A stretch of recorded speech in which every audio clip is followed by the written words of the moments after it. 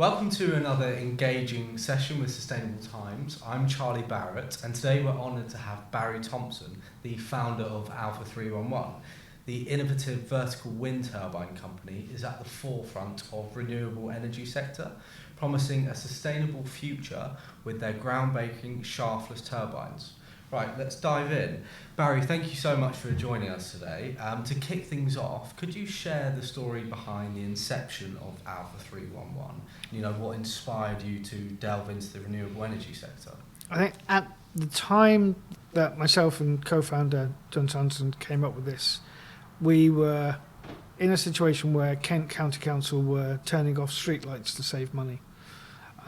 Spoiler alert, 5 years later, lots of councils are turning off streetlights to save money. And what we did was we effectively asked a very silly, stupid question. Why hasn't anybody captured the energy that's going past the traffic? And we were in the car, you're following a HGV, you can see the airflow and the impact it has on the trees and the bushes by the side of the road. But if you're stood by the side of the road and a bus or a garbage truck goes past you, you feel that rush of air afterwards. And it's that energy that we were looking to try and harness. So it was simply asking a silly question, why hasn't anybody done it? Sure. So building a pioneering product in the energy sector must have come with some unique challenges. So could you share some of the hurdles you've encountered along the way? You're pretty much starting from scratch. Vertical axis wind turbines have been around since the Persians, and they were using them to mill grain. But what we're looking to do is utilise what's already there. So in order to reduce costs, not blight the landscape, you're taking a completely different approach to an age-old problem. So first and foremost, will it work? Yeah. It is the best one, because there's around 40 patents that are for wind turbines being turned by passing traffic. So will it work? Is there scientific study? So you've got to go through that first, and then liaising with the experts and saying, well, actually, this is what we want to do. And that first concept was, can we put it on a street light? Yeah. Because the street light's already there. So now we want to use the infrastructure that's in the ground, the street lighting column that's above ground, not blight the landscape because the road has already done it. Not dig 90 miles of cabling, just use what's there. So your hurdles start from the very beginning, because I'm not a mechanical engineer. My background is in data and IT. My co-founder, John, is the mechanical engineer. Yeah. So we have our basic concept, but it's then engaging with the experts. Sure. From there, it's materials, design, CAD. You're constantly looking for the experts in their fields to help you move it forward. So it's not just one hurdle. Yeah. You're overcoming. It's like running the Grand National. Sure. You've got to get over all the hurdles before you can get to the finish. Yeah. And just in regards to it being a shaftless turbine, especially one as light as yours, how did that sort of come into existence, and what sparks that innovation? Well, initially what we wanted to do, which turned out to be the wrong way to do it, is what we wanted to do is we wanted to be able to lower the turbine onto the street light. So the street light will actually be right through the middle of the turbine. Now, in theory, you could do that, but in practicality, you have to take the header unit off of every single lighting column.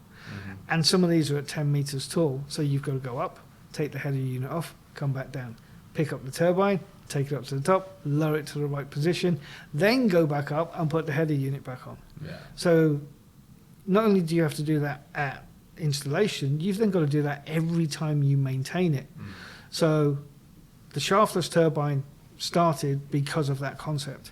But what it enabled us to do was only turn the parts of the turbine that needed to move. And if you're only turning the parts that need to move, you can make it lighter. And if a turbine's lighter, it can generate more energy. Sure. So from the conceptual stage to realising the product, what's been the most memorable, transformative moment for Alpha so far? Oh, wow. There's been many, to be honest. There's been a couple of times where I have shed a tear, not out of frustration, but just out of sheer joy from seeing the full-size turbine. Having BBC Southeast in my garden looking at our turbines and then reporting them just before Christmas in 2020, that was a major milestone. Putting them onto the O2 Arena, the smaller prototype version, because we learned so much.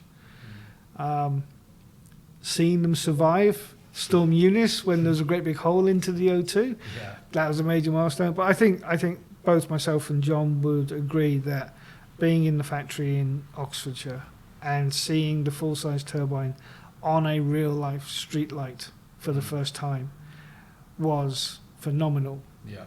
And then somebody firing up a desk fan and the whole thing starts to turn from a desk fan. That's probably definitely one of my proudest moments. Sure. So Alpha stands out for its focus on retrofitting into existing infrastructure.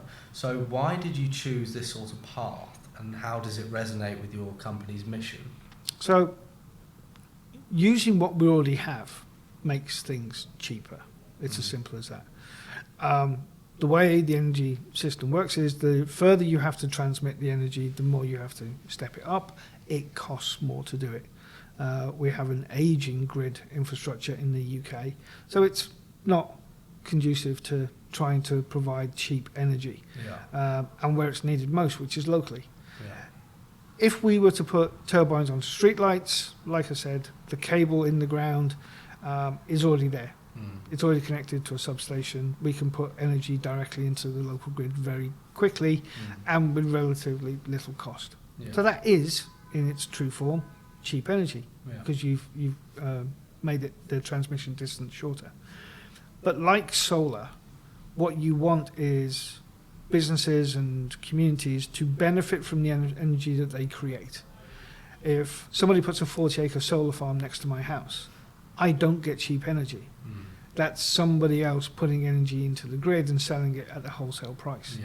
Where's the benefit to me? Yes, there's a benefit to the planet, but people are insular. They want to see a benefit for themselves. And we firmly believe that businesses and communities should benefit from energy that's generated locally. So, and that's the reason why the retrofit is so important to us. Sure. So there's currently a pressing need for renewable energy sources. So what impact do you see Alpha making in the next decade? One of our early investors said that the Alpha turbines will be as commonplace as cat's eyes. Now, the whole part of our fundraising now is to enable Alpha to work at scale. The turbines will take 12 hours to make the component parts at the moment, but we can make that in 15 minutes with the right equipment, the right tooling, etc. When you're doing that, you massively reduce the costs to manufacture, which means it makes it much more accessible to everybody. Our ultimate goal is to be able to lease the turbines, not sell them. We want to get to a point where we are not selling a single turbine. It'll be on a lease for the least amount of money that we can possibly get it. It'll be 30 years. But then what that does is it opens up the ability for communities, for local authorities, municipalities around the world to deploy turbines for the benefit, because they keep the energy. They're the ones either selling the energy into the grid and they're getting a revenue from it, or they're using the energy, and we're trying to make that as cheap as possible. So they're made from carbon composite. Can you shed some light in the importance of this choice in material and its environmental impact as well? So carbon, unlike glass fibre, is very light and it's very, very strong. Now, we'd like to use flax. The McLaren Formula One team uses flax to make their seats, but it's much more, it's stronger in shorter form. So we're at the maximum that we could probably length that we can do out of the carbon composite. But it is so incredibly light. So the full-size turbine has a blade assembly. This is the piece in the bit in the middle that rotates. Yeah. That only weighs 15 kilos. So you're only having to turn that weight to start producing energy. Jury's out whether it should be 5 or 6 blades. If it is 5, then we can cut a 6 off of our costs, which is even better. But the key is at the end of its life, that carbon composite can be chipped in a chipper, and we can use it again to make cowlings. So we're not burying anything. Yeah. So that's the reason for it. It's very easy to use, which is why Formula One teams use it. But then we're also working with the experts, and the company we're using now used to be part of a Formula One team. So they know what they're doing. Yeah, sure. So as cities and countries aim for greener futures, how does Alpha plan to play a role in these urban sustainability goals? We need to take a look at the whole picture. Alpha is not a silver bullet, neither is solar. Big wind isn't, because we tend to put it far away and then it's generating energy further from where we need it. So local energy generation is key for towns and cities to become net zero. But we have to look at everything. Look at our schools, look at our hospitals, look at our car parks. There's a lot of car parks in the United Kingdom and around the world. They tend to have streetlights, or they have areas where we can mount turbines too. But you should also be fitting your solar canopies to those. Doesn't always blow with the wind. It's not always sunny. We have nighttime. You should be able to get the benefit of both, and then you should be using the latest battery technology to store that energy. And that's one of the biggest drivers that we need in this country, is not only the generation of renewable energy, but the storage of it. Yeah. So transitioning into more of the business side of things, could you give our investor audience an overview of the current round for Alpha 311? So Alpha's raising a total of 5 million. Around 2.8 is purely roadmap with regards to final testing of the current turbine, which gives us our concept model and go-to-market model. So by Q2 of next year, we're looking at orders and deployments of turbines. There's ongoing certification. So we've been working with a global certification body, which is time-stamped. So we have to continue that process. We're using off-the-shelf products for now, because it's easier and we can go to market quicker. But the view is that we will have our own inverters, we'll have our own alternators. And we're working with the key companies in the world to do that. But then you've got all of the ancillary pieces. We have rent to pay, we have people to pay, we've got broadband, legal. Oh my word, boy do we have legal. Purely because you're putting something into an environment for the first time. So our insurance costs, as an example, were covered by Lloyd's of London, but they're astronomical. Now, hopefully that will come down and we'll start to see the benefit. But every single penny of this raise has already been allocated. Sure. So in regards to this round, what are the key developments and expansions that Alpha 311 aim to achieve? So the first quick win is our wind tunnel testing. So Alpha was designed to sit in the middle of a highway. We were inundated by commercial entities with regards to, no, we want to put them on our buildings. So whilst we would love to be doing the roads first, there isn't a wind tunnel on the planet that will blow air in opposing directions like we get on roads. So we'll focus on the commercial aspect first. Now, we have done all of our computational fluid dynamics. We've got a fantastic company up in Nottingham that works with Boeing and Airbus to do that piece of work. So the wind tunnel is just confirming the work that they've done. And it's a similar concept to what Formula One uses. They model it on a computer, the wind tunnel testing says, yeah, you're about right, and then you put it into the field and it gets approved. So the key for us in the short term is to hit an initial target of 200 turbines for next year. Again, we've financially modelled that out. we're looking then increasing that year on year. So 1,400 in 2025, 8,400 in 2026. Yeah. So we're looking at learning, perfecting our processes, reducing our bill of materials, making the manufacturing so much more seamless. So that's the sort of 3-year plan that we're looking at. Sure. So for potential investors turning in, what sets Alpha apart as a lucrative and impactful investment opportunity in the renewable sector? So Alpha has little interest in energy. What we're not here to produce energy to put into the grid. We're here to produce energy that local businesses and commercial entities can use to save themselves money. As an example, whilst energy prices will come down eventually, they're going to stay high for a few more years to come.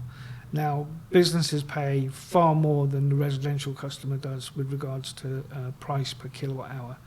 We're looking at helping them reduce that footprint, lower the impact of those bills. And it's all about savings. You know, are you saving on how much you draw from the grid? If you are, this is how much your cost associated with that. But at the same time, because you're not drawing from the grid and you're generating it yourself, you also have the carbon saving as well. So there's multiple aspects to the savings. So from a business point of view and an electricity point of view, it's all about how much we can save. But at the same time, Alpha is collecting data. Now, it doesn't matter if we're on a road or on a building, we will be monitoring the internal elements of the turbine, humidity, rotational speed, how much energy is being produced, etc. But we can also monitor the external world. Air quality. Is it raining? Is it snowing? Are the roads icy? All of that data is of use.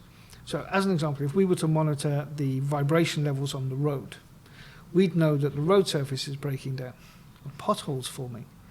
Now, from a local authority point of view, if we can alert them to that, they use less material to fill the pothole, less man hours, the road's closed for less time, and there's less litigation with insurance companies looking to claim on damaged vehicles. So again, saving.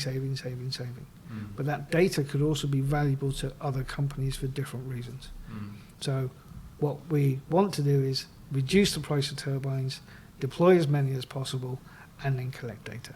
Sure. So just in regards to investors' returns on investment, what can investors anticipate from their equity investment in Alpha? So I think we're profit making within a year. And we go from, I think it's a 3 million negative for 2024 to a 5 million positive in 2025. But then that jumps because then you're positive at 35 million by 2026. But we've deployed 10,000 turbines. And that's the aim. Yeah. So that is the goal. We know our manufacturing capabilities are limited to 9,600 per year. But we're taking a conservative approach. Yeah. This isn't you're going to get your money back in a year's time. But what we're saying is there's a potential that this could be, the valuation could be hundreds of millions of pounds with regards to valuation in a relatively short time. Yeah. So a common question we've encountered is about the durability and maintenance of Alpha turbines. Yep. So how does your product fare in regards to this? So the carbon composite will last 50 years unless something hits it. In which case we can very quickly swap out an entire turbine because of the way that it's mounted, whether it be on a plinth or on a street light. The bearings are rated for millions of revolutions. We're not going to do millions of revolutions, and the alternators are designed to run at thousands of RPM, and we'll be doing 300. So we think the turbine will easily last 30 years. But because we're monitoring internally, we would know that there was a potential problem even before the customer does. Yeah. So we'll constantly have that data. We've already started talks with a major company who were on our stand at the Climate Tech Show to do all of the installation and maintenance elements. Now, they have staff and facilities all the way across the country. So they are best placed to be able to do the install and maintenance pieces. Mm. So we've thought about that right from the very beginning. Sure. So given that your turbines can be retrofitted without planning permission, how does Alpha navigate the varied regulatory environments across different countries? So every country, it's about dealing with the right partners from the outset. The great thing about doing it in the UK is we've been able to identify the right local authorities in order to start that process off. Yeah. It's the same in any other country. You have to find the right partner who's willing to go through the regulatory process. We did it with the O2 first, and Greenwich Council, who were superb, and their planning department were amazing. So we did go through planning permission for them, and we were limited to, does it make any noise? Was it going to disturb local people? And is it wildlife friendly? And we were able to answer both of those for Greenwich Council. So we just mirror that process in different countries. Sure. So could you just elaborate a bit more on the scalability of Alpha, and especially the diverse urban and rural setups? So from a urban point of view, any major road 50 miles an hour above, dual carriageway, central reservation is an ideal situation. Our Telford project is 5 miles of road and it's 181 lighting columns. So it gives you an idea of just the sort of scale. Yeah. In the UK, National Highways manages the strategic route network. So that's your M motorways, your M1. But they have 190,000 streetlights. Just the strategic network. The local county councils manage the key route network, which is all your big A roads. There's nearly 2.2 million streetlights just in England on those types of roads. And England isn't a big country. Now we've had interest from 117 different countries. We've got well over 5,000 entries in our CRM. Granted, a lot of people are saying, I'd like one for my house. We know. But the commercial opportunities mean that we can deploy lots of turbines and bring down that price faster, and then we can look at residential. Sure. But from a rural standpoint, and I'll give you a great example, we've been approached by a telecoms company, a mobile telecoms company, about putting turbines onto the cell phone tower masts. Now, they have around 16,000 masts in their country. It's not in the UK. But they're having to helicopter diesel out to site to fill a tank that will top up a diesel generator producing electricity. So their return on investment isn't on the electricity being produced. It's on not using the helicopter as much. And then we had the same with a company in Pakistan that has 35,000 of these, all diesel generator powered. So your rural environment isn't just farms doing water pumps or water pumping stations, but also telecommunications as well. Sure. So there's a lot of curiosity around the energy output of the turbines. How does Alpha's vertical turbines compare to the traditional wind turbines? Are they more efficient or? So all turbines produce energy. It depends on the generator that you put inside them.